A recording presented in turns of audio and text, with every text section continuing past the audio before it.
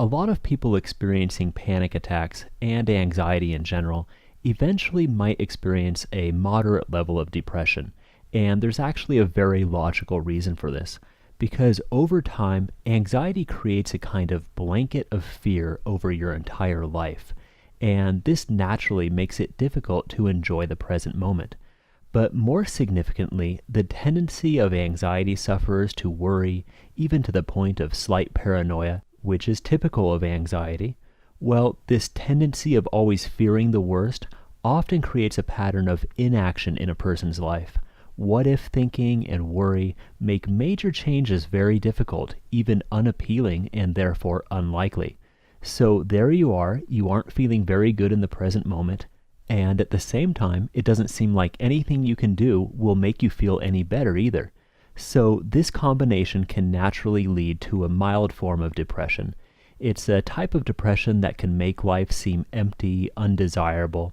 I personally remember a lot of times, years really, where I did a lot of thinking about the meaninglessness of life, considered the possibility of suicide, thought about how it would just be easier to be dead or wishing I had never been born, things like that, because nothing in life seemed worthwhile or fulfilling.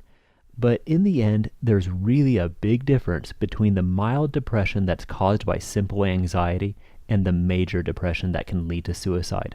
An anxious person might imagine suicide, but not actually have an intention of really carrying it out. In fact, the anxious person will probably be just as afraid of dying as they are of their current emotional state.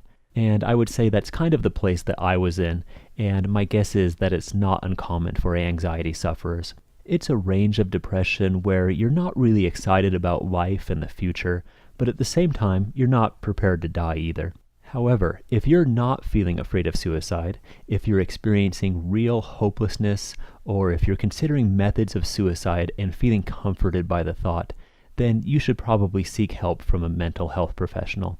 That wouldn't be the type of mild depression that I'm talking about. You can talk to your doctor, check your phone book for suicide hotlines, or just call 911 for a referral.